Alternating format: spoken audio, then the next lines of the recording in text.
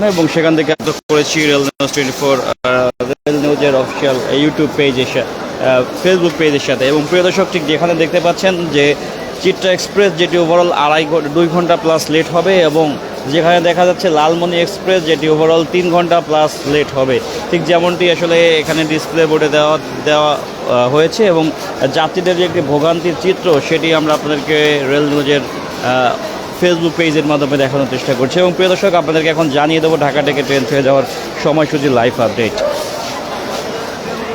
প্রিয় দর্শক, আপনারা দেখতে পাচ্ছেন যে খুলনা চিত্রা এক্সপ্রেস যেটি খুলনার উদ্দেশ্যে 7:30 ছাড়ার কথা ছিল, সম্ভব ছেড়ে যাওয়ার সময় 9:35 এবং কুড়িগ্রাম এক্সপ্রেস যেটি 4 নম্বর প্ল্যাটফর্ম থেকে কুড়িগ্রামের উদ্দেশ্যে 8টার সময় ছেড়ে যাওয়ার কথা রয়েছে। এবং দ্রুতযান এক্সপ্রেস যেটি পঞ্চগড়ের উদ্দেশ্যে 8:45 এবং মহানগর এক্সপ্রেস 6 নম্বর প্ল্যাটফর্ম থেকে চট্টগ্রামের উদ্দেশ্যে 9:20। এবং লালমনি এক্সপ্রেস যেটি লালমনিরহাটের উদ্দেশ্যে 9:45 ছাড়ার কথা ছিল, সেটি সম্ভব ছেড়ে যাওয়ার সময় রাত 12:10। এবং নারায়ণগঞ্জ কমিউটার যেটি নারায়ণগঞ্জের উদ্দেশ্যে 9:55 এবং উপবন এক্সপ্রেস যেটির উদ্দেশ্যে রাত 10টার সময় ছেড়ে যাওয়ার কথা রয়েছে। এবং প্রিয় দর্শক, ঠিক যেমনটি দেখতে পাচ্ছেন যে শিডিউল যে বিপর্যয়ের কারণে যেখানে যাত্রীদের যে উপচে পড়া ভিড় সেটি আসলে লক্ষণীয়, এবং সেই দৃশ্যটি আমরা আপনাদেরকে ঠিক রেল নিউজের মাধ্যমে দেখানোর চেষ্টা করছি। যেখানে দেখতে পাচ্ছেন যে লালমনি এক্সপ্রেস এবং চিত্রা এক্সপ্রেসে যে হাজার হাজার যাত্রীদের যে চাপ রয়েছে সেটি আসলে উল্লেখযোগ্য পরিমাণ।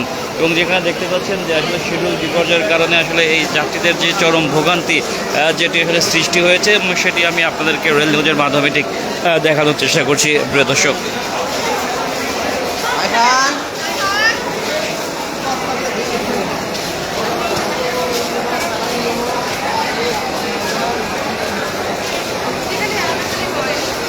এবং প্রিয় দর্শক, যেখানে দেখতে পাচ্ছেন যে প্রায় কয়েক হাজার যাত্রীর যে ব্যাপক সমাগম সেটি আমরা আপনাদেরকে রেল নিউজের মাধ্যমে ঠিক দেখানোর চেষ্টা করছি।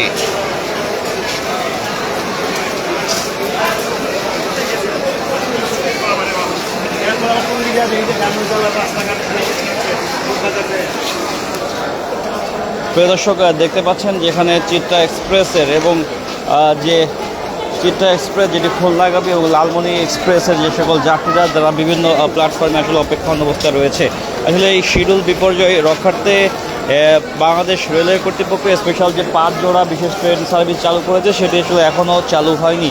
আগামী শনিবার থেকে যেটি চালু হওয়ার কথা রয়েছে। এবং আসলে এই শিডিউল বিপর্যয় রক্ষার্থে বাংলাদেশ সরকার যে স্পেশাল কিছু পদক্ষেপ নিয়েছে সেটির জন্য আমরা দেখতে পেয়েছি যে তারা আসলে ইতিমধ্যে 30টি যে লোকোমোটিভের যে ইঞ্জিন ক্রয় করার জন্য যে দরপত্র সেটি সব কিছুই ঠিক করা হয়েছে। হয়তো খুব রিসেন্টলি যেটির অর্ডারের জন্য তারা আসলে পাঠানোর চেষ্টা সেটি খুব দ্রুত আসলে ক্রয় করার কথা রয়েছে।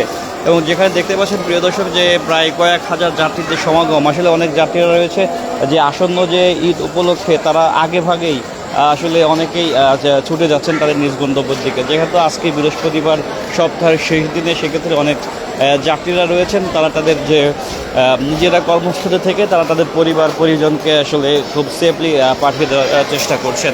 এবং যে লং যে জার্নি রয়েছে সেখানে আসলে ট্রেন জার্নি অনেকটা কমফোর্টেবল এবং খুব সহজে আসলে যাত্রা করা যায়, সেই লক্ষ্যেই তারা আসলে এ ধরনের যে জার্নির জন্য তারা দেখা যায় যে এই ধরনের তারা আগে ভাগে আসলে ট্রেনকেই তারা প্রথমত চুজ করে থাকে। এবং প্রিয় দর্শক, দেখতে পাচ্ছেন যে প্ল্যাটফর্মের প্রতিটি জায়গাতে আসলে হাজার হাজার যে যাত্রীর চাপ রয়েছে সেটি একটি উল্লেখযোগ্য পরিমাণ। এই তীব্র গরমের মাঝে যেখানে শিডিউল বিপর্যয়ের কারণে অনেকেই যে দেখতে পাচ্ছেন বাচ্চা নিয়ে বিভিন্ন জায়গায় ঘোরাফেরা করছেন। আপনারা কোথায় যাবেন আপা?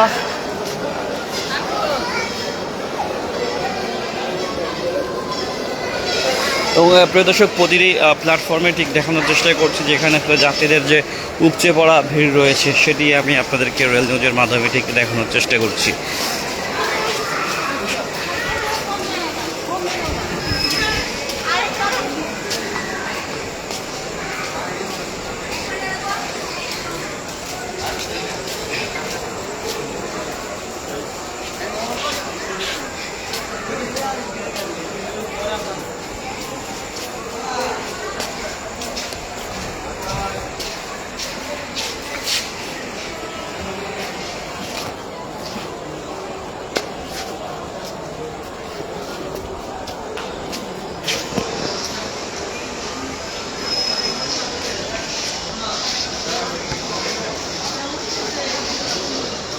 দর্শক, ঠিক যেমনটি দেখছেন যে প্ল্যাটফর্মের প্রতিটি জায়গাতে আসলে উপচে পড়া যে যাত্রীদের ভিড় রয়েছে সেটি খুবই প্রচণ্ড বেশি পরিমাণ চাপ রয়েছে, সেটি আমরা আপনাদেরকে রেল নিউজের মাধ্যমে ঠিক দেখানোর চেষ্টা করছি।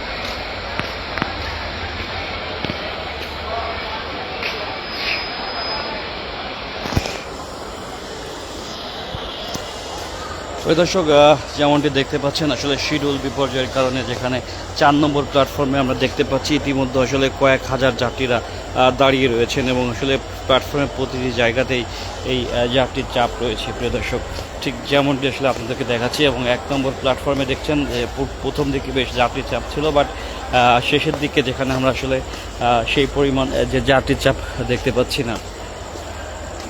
এবং প্রিয় দর্শক, এই যাত্রা নির্বিঘ্ন রাখতে ট্রেনের যে ইঞ্জিন সংকট সেটিও মোকাবেলা করছেন এই নবনির্বাচিত সরকার এবং তারা খুব দ্রুত আসলে এটা পদক্ষেপ নেবেন এবং রেলযাত্রাকে আরও সহজ করতে তারা যে ব্যাপক বেশ কিছু যে 180 দিনের একটি যে কর্ম পরিকল্পনা নিয়েছে সেই অনুযায়ী আসলে নবনির্বাচিত এই সরকার তারা আসলে কাজ করে যাচ্ছেন এবং আসলে রেলমন্ত্রী রেল প্রতিমন্ত্রীকে বিশেষভাবে যে দিক নির্দেশনা দেওয়া হয়েছে যে নতুন করে যাতে খুব সুন্দর করে রেল ব্যবস্থাপনাকে সাজিয়ে দেওয়া হয়।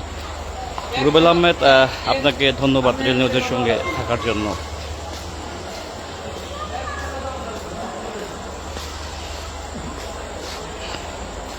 প্রিয় দর্শক, এই ছিল সর্বশেষ পরিস্থিতি। আপনারা যে যেখান থেকে দেখছেন ভালো থাকবেন, সুস্থ থাকবেন। আসসালামু আলাইকুম।